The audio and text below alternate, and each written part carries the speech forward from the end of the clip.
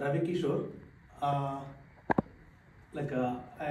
Professionally, I'm an IT consultant working for a company called IBM, and by passion, I've been like a Hindu priest for over 5 years now, and mostly like I work within the Yorkshire community as a volunteer actually.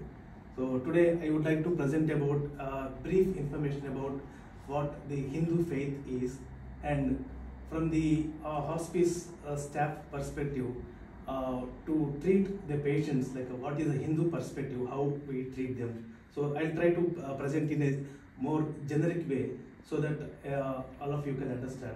The whole presentation will be approximately like 15 to 20 minutes, followed by Q&A.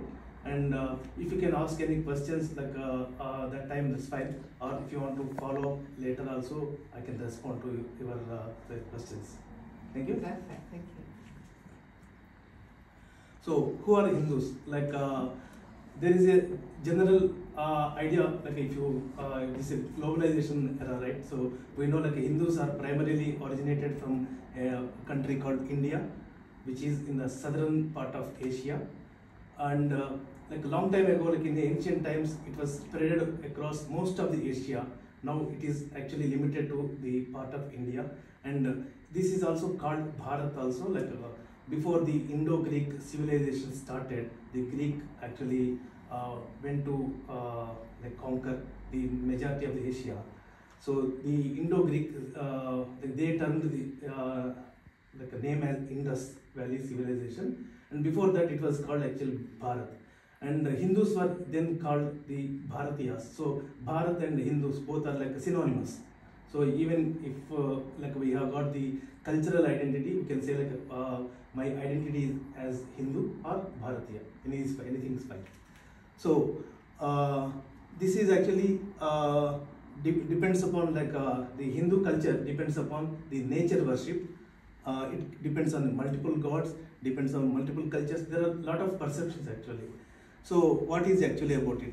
So we worship nature, and we don't actually restrict ourselves worshipping nature. We worship the God within the nature. So we treat like if you see a fire. Fire is a object like a energy which actually burns everything, but we treat fire as a God also. Similar to that, all the trees, sky, sun, everything is God for us, even moon also. And we got the concept of multiple gods.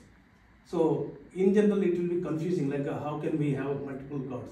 But the truth is, there is only one truth. The perceptions can be changing. So there is only one God, but based on the responsibilities the God like takes out, we call with different names. For example, when the God creates the universe, we call him as Brahma. When the God maintains and administers the universe, we call him as Vishnu. And when he finally absorbs everything within to him, we call him as Shiva. So these are the different names, but the same God based on different names. For example, if I am here, I am presenting the content as a presenter. When I go to home, I am a father for a kid. I am husband for a wife. So it depends on my responsibility. The name changes, but I am only one person, like that. Okay, and multiple cultures. I'm here.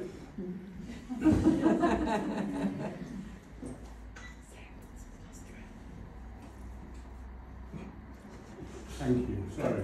Thank you. So the Hindus, like even though we call as a broad one umbrella Hindus, but we have got multiple cultures in place within the country, and primarily it is because like what we believe in and where we come from, which geography within India and which language we speak. Because officially within the current India, there are approximately 600 languages spoken officially, and there are countless local dialects and regional languages which are not recorded. So we treat like instead of God, we call the God as Bhagavan, which has got different qualities to the infinite extent. That is the reason we call him like Bhagavan. Like whenever we define God, we should have those qualities. And one of the qualities actually to create everything from himself and absorb everything to himself. So the entire universe is one God, and the energy within the God is also called we call Shakti, which is also part of God, like that. So if you take the sun and sun's energy, you cannot separate sun and sun energies together. So like that we call God and Shakti. That is the reason we got a concept of wife and husband in the Hindu culture. Like in Hindu gods culture also we say wife and husband, because we got the entity's energy, like that. So worshipping is God in the nature is only to realize the God within. So it is actually when we do prayers, or in terms of our culture we call as puja. When we do puja, ultimately we need to realize that the God is within me, or I am the God. So the entire universe is one God. So that's part of me also. And space and time are one of the crucial things within the Hindu culture. Like we see the entire universe is being created, maintained and absorbed. Similar to that, the time also Sorry, so sorry to interrupt. Is anybody in a Ford Z-Tech parked at the back car park? No. Blue Fiesta, yeah. Oh yeah, you're blocking me in. Yeah, I can go in. Is that alright? Yeah. I just need to get out. She could see me. Sorry to